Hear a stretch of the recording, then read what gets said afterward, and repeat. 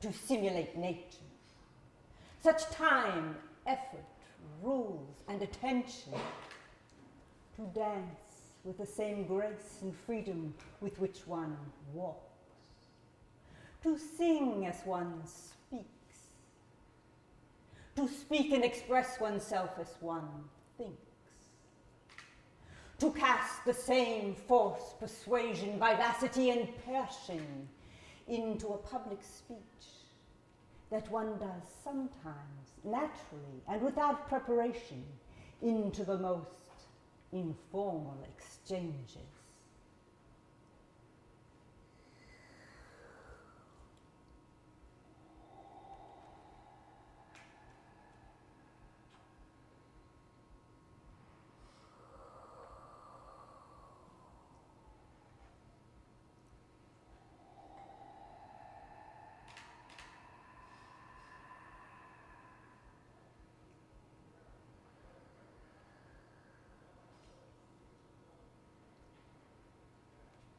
A long black leatherette couch, abandoned on the sidewalk in front of a restaurant that's gone out of business, Porte de Saint Ouen,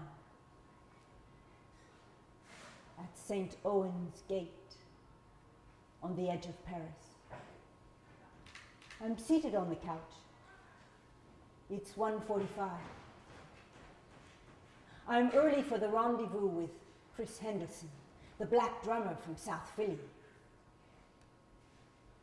We're going to rehearse St. Louis Blues for the student concert at the Meaux Municipal Conservatory.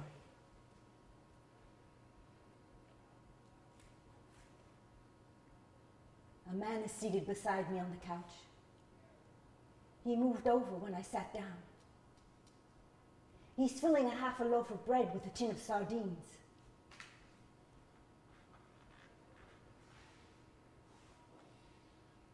In front of me, in a white van, two men are laughing.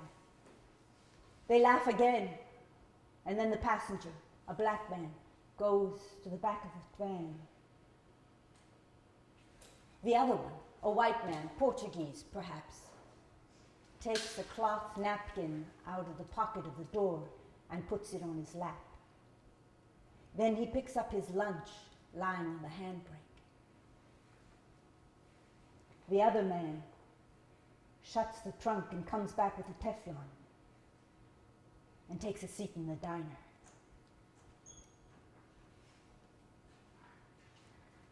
The man beside me breaks his sandwich in two. Then he gets up and walks away. He limps. He's over 50. He's black. You could have stayed, no? He stands in profile by a trash can, sandwich in hand. Then he turns and walks away.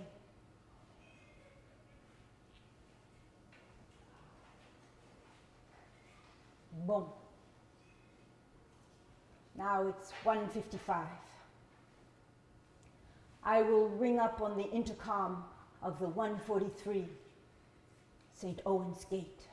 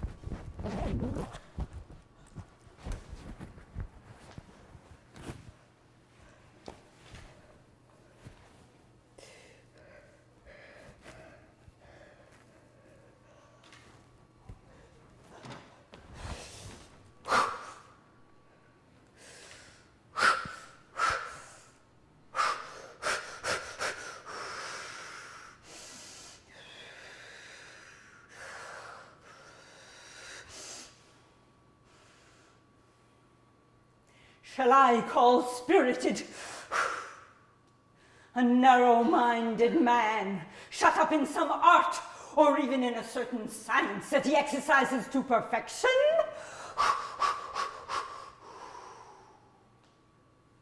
Who beyond that show neither judgment, nor memory, nor manners, nor vivacity, nor conduct? Who hears me not? Who thinks not? Who speaks poorly?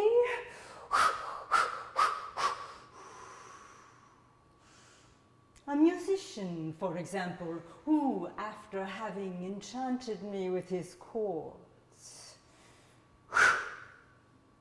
seems to have shut himself up in the same case with his lute, and to be without that instrument but a broken machine missing a part, and from which nothing is to be expected.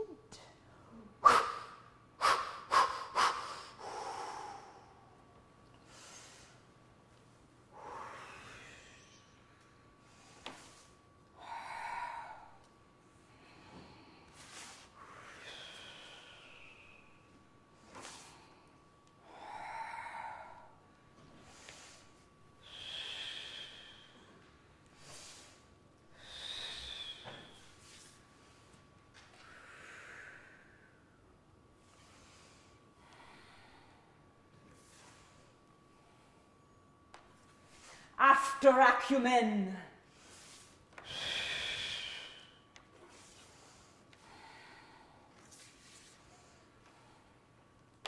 that which in the world is rarest,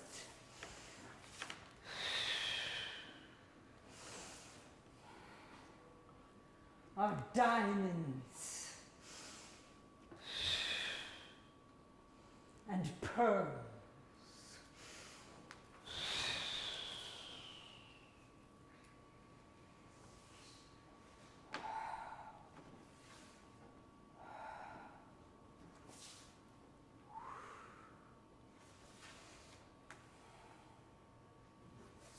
Court none.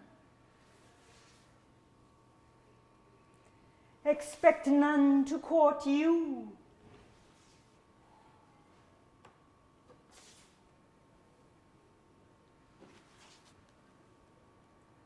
Sweet situation.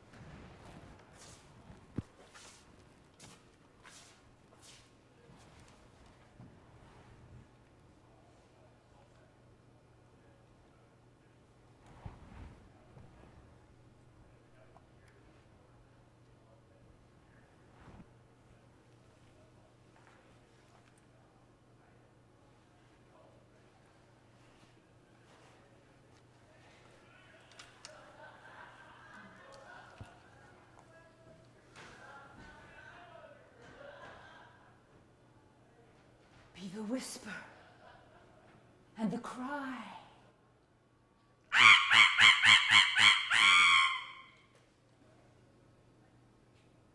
Be the boat leaving the port.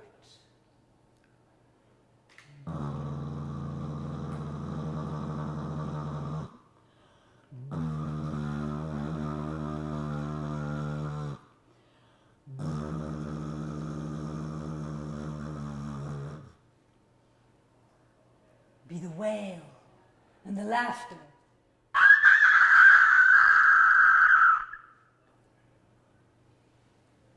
Be the ink, the pencil, the paper, the keyboard.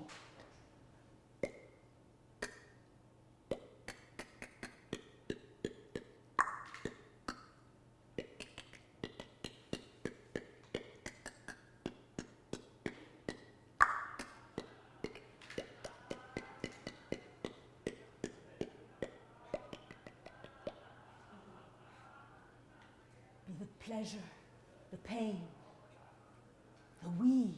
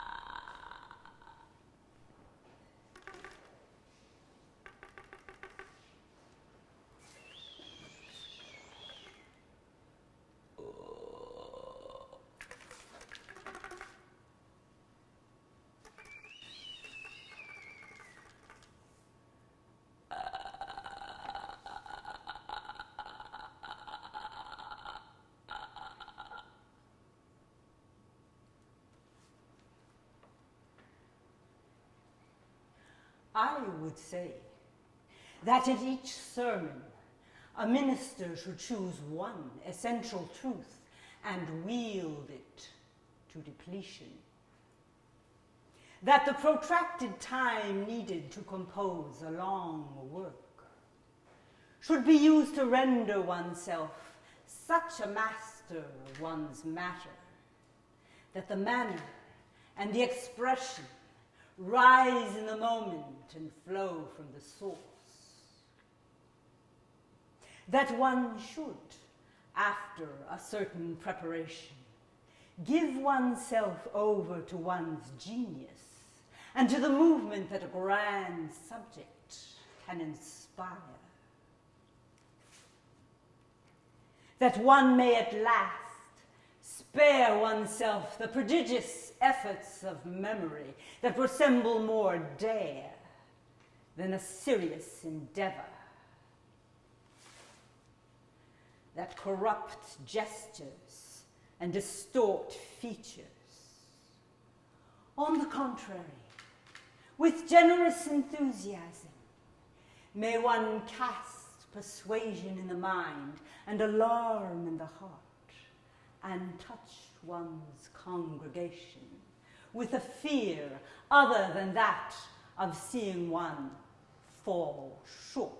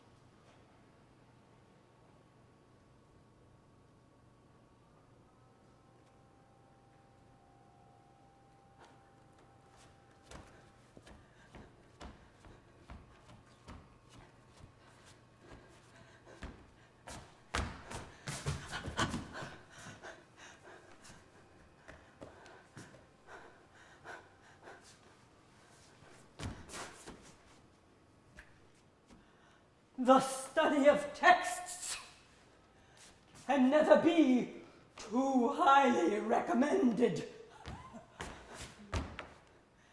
It is the shortest, the surest, and the most agreeable path to all type of erudition.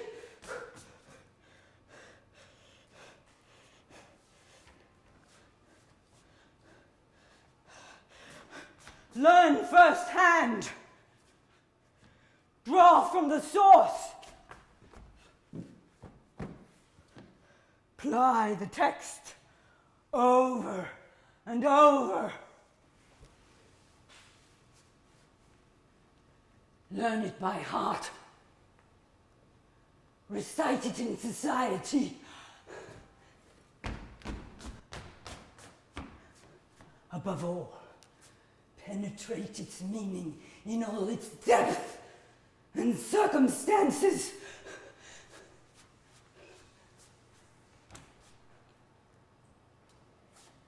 Reconcile an original author. Adjust his principles.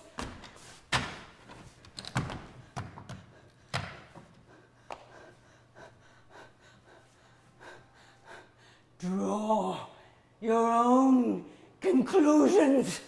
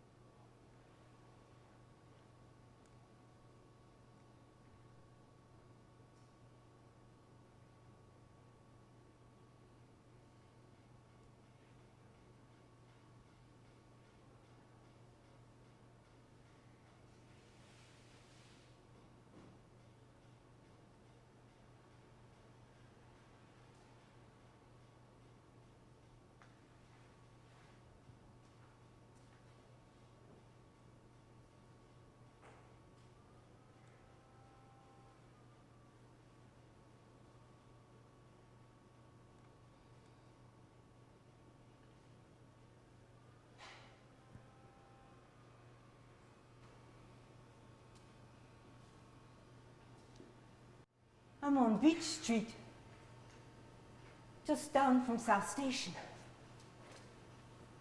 This is the China Palace. It's on the corner of Utica. It has a view of the neighborhood. It's small and cheap. $7.99 for the fly glass. This is where I go when I get to Boston. I know where I am.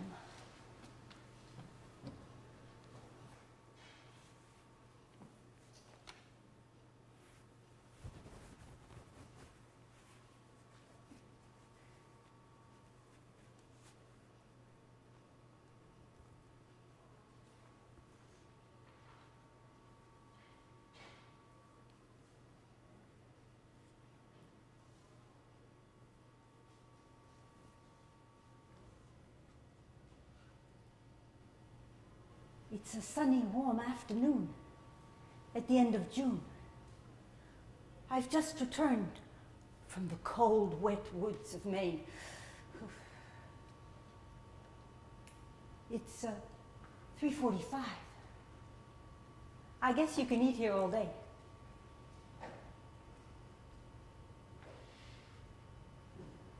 Two young people are eating at the table beside me. She's a very pretty petite black with long platinum braids. He's a soft white with a tattoo and a punk haircut. She says, "My mom doesn't like that I date older men. But they got their shit together. What do I want with someone my age who's going to want me to help him? I need help." I say to her, "What's it to you? I like him, and he's good to me. You've got your vagina in your pants, safe in your bed. Go out and find someone yourself."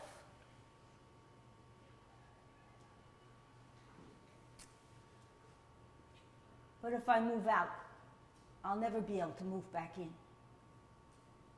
Right. Yeah, you'll never be able to move back in. Your mom's 40, no? She's so young, like you. And my dad doesn't want to go into business with me. He doesn't help me. Your dad's respectful. Yeah, but he doesn't help me. He's respectful. I want to make some money, go to school, get a car. Yes, think about things. Down south where I come from, teenagers make 6 or 7 babies, and then they think about what they want to do. But up here in the north, you start your career, and then you look for someone.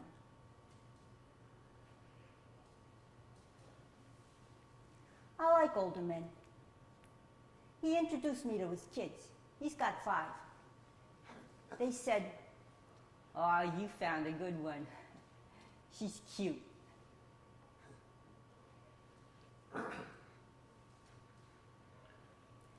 And then, after they'd paid the bill and had the leftovers wrapped up, she said, "I gotta take a crap."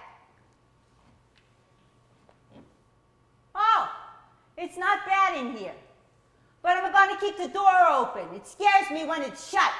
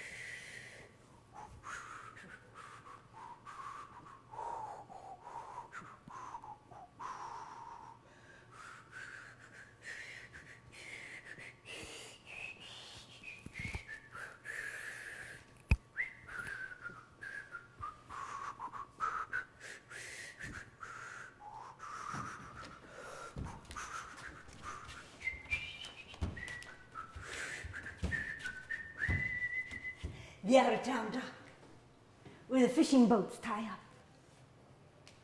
It's 3:30. I'm waiting for a boat. I got $20 in my pocket. Sea bass is what I want. The sun filtering through the warm, misty southwest wind.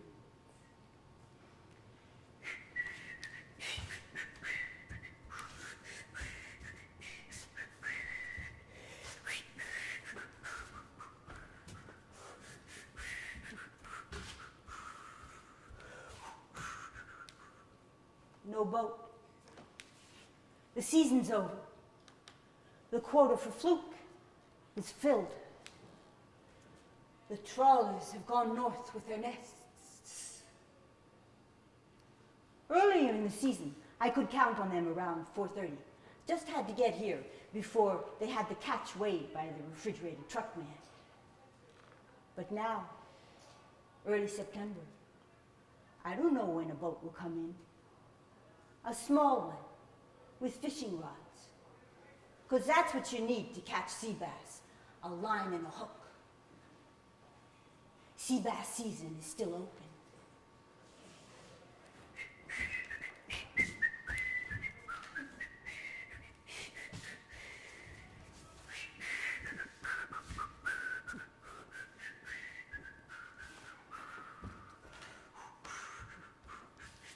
I only know it's Thursday, and the truck comes on Sunday, Tuesday, and Thursday.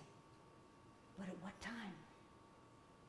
Maybe in the Indian summer, the fisherman calls up the iceman to tell him he's on his way in.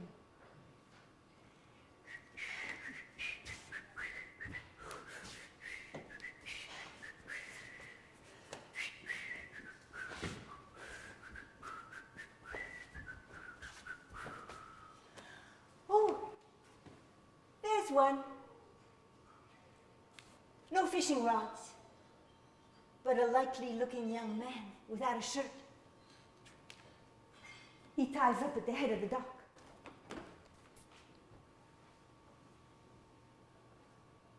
Oysters. He sells oysters. Sipawissitoysters.com. Sipawissit. The Wampanoags. I guess they ate oysters. So this fellow goes out on Wednesday nights or Thursday. He only has what he needs for the up-end restaurant in town, but he'll bring me in some if I want. $1 an oyster will do.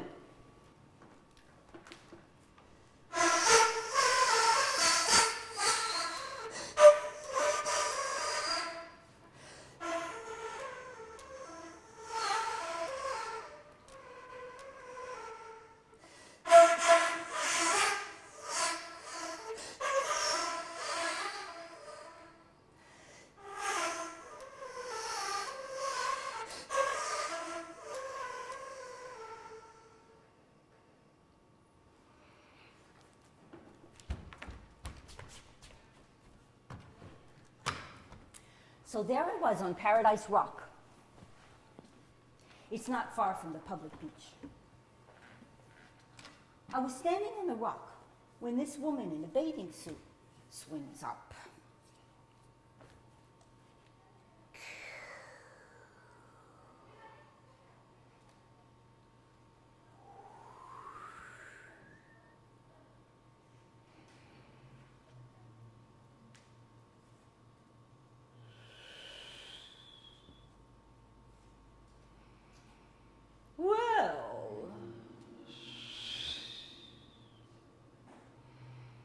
Who are you? Annabelle Lee. And you?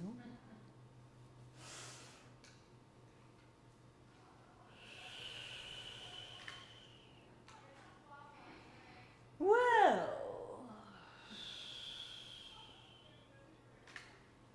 you've passed all the exams, and now there you are,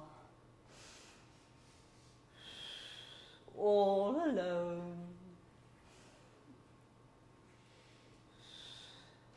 Come on up. There's an easy access right here.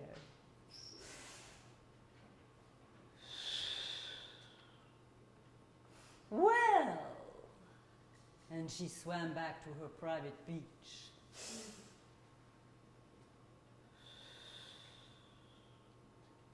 It is quite magical.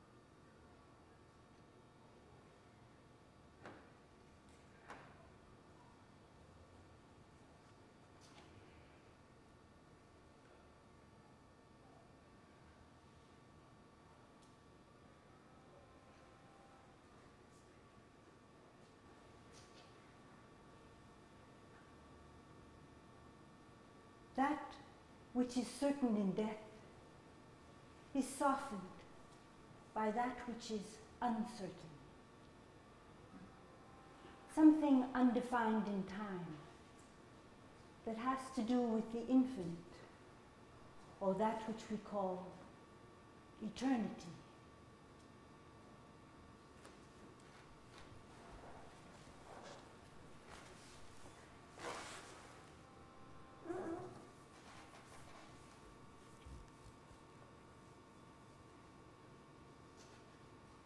The hidden beach.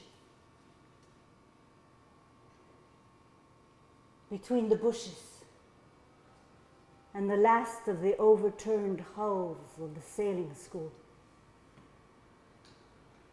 The bit of sand covered by seaweed that the tide brings up. This is where I lie at night to see the stars and sometimes the void, to hear the waves and the minnows jumping when the blues chase them.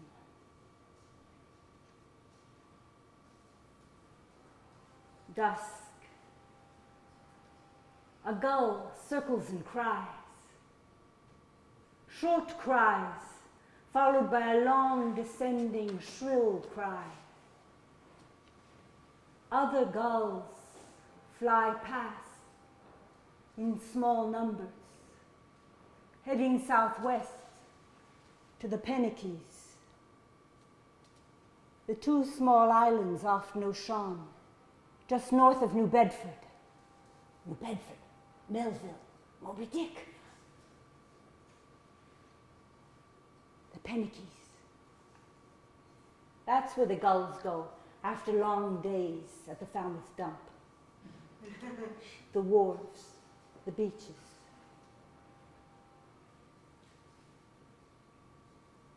The gull circles and cries. Others fly by in small numbers.